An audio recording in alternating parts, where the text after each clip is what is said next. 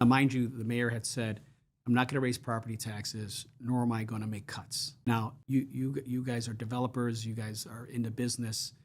You know that if you can't increase revenue, then you need to make right size your workforce.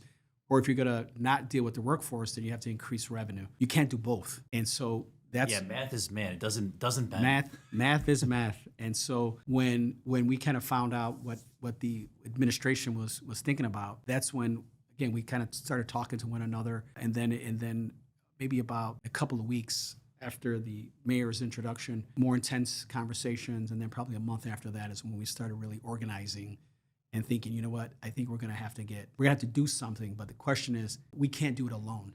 Because we're going to need some assistance. And then that's when we were able to reach out and kind of figure out like who else doesn't support this budget, and then get some requirements, not even requirements, but some assistance from them and recommendations from them as to what are other solutions or ideas that we can put forward to solve the math problem. And so that's how it worked. And then as we began to continue to work in this process, it was important to have key leaders that have been on the council for quite some time that had credibility. And so we were very fortunate to have like Chairwoman Dow and Chairwoman Harris that have been on the city council for almost 20 years, and then other members as well that knew their way around city government.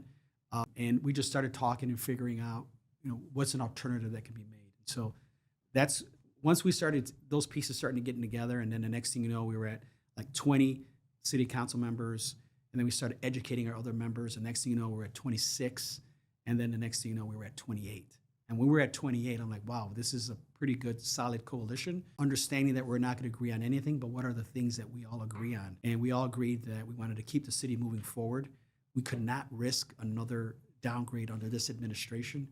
This administration has already seen 2 credit downgrades, so we could not see a third. And when you take a look at CPS, which has the lowest junk rating in the country, we didn't want to put ourselves in that position. So that's when we started seeking some assistance, and that's where we were able to put forward a budget. And as we began to really have that outside help is when we realized, I think we have an opportunity here to pass something.